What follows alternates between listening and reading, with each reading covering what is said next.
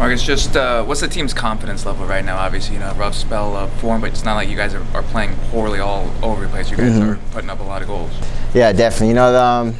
It's confidence right now. It's not at its highest, but the guys are still positive. It's a lot to look forward to. You can look at as early as last year. A team that won it all. They were in a similar position. So I think the guys understand that. We're just trying to get back to who we are and put on a good performance for this weekend. Looking at last Friday, actually, it's a bit of a different position for you. How did you find the adjustments to that? I worked on it all week. It's a little different. I never played there before, but still tried to apply the same principles that we work on.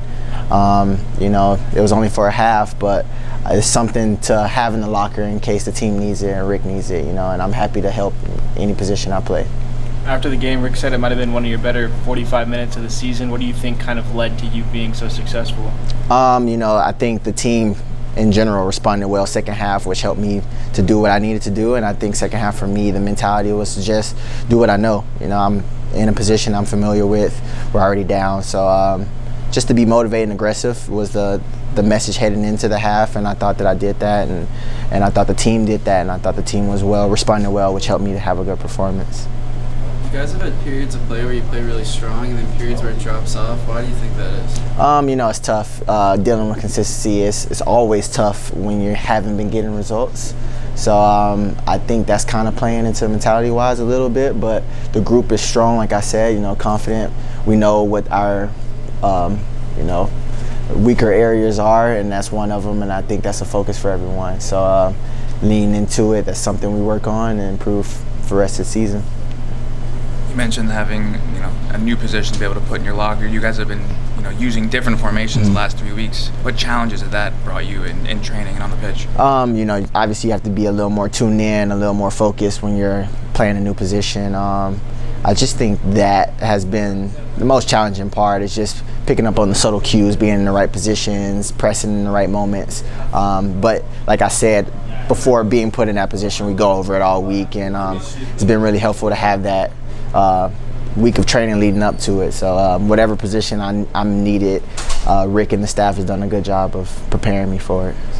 Speaking of Rick, what are the positive things that you see from him as a manager from your point of view? His management is great. His player relations is great. He's very transparent with the group. And I think that's very helpful for us when you go on the field, because whatever the staff knows, Rick knows, we know. And makes it easier to fight for him, makes it easier to play together as a group. And that's just something we're getting back to, just getting comfortable with each other, comfortable with our tactics, so we can go out and have the best performance for Fridays or Saturdays. When we spoke over the off-season, of course, you said after losing the conference finals for Orange County, you kind of had them marked on the calendar. Is that a bit of extra motivation? Definitely, yeah. Last year didn't have the best ending when I approached them last year, so that's definitely an emphasis for me personally going into this game, is to lay it in them a little more for their last year. So.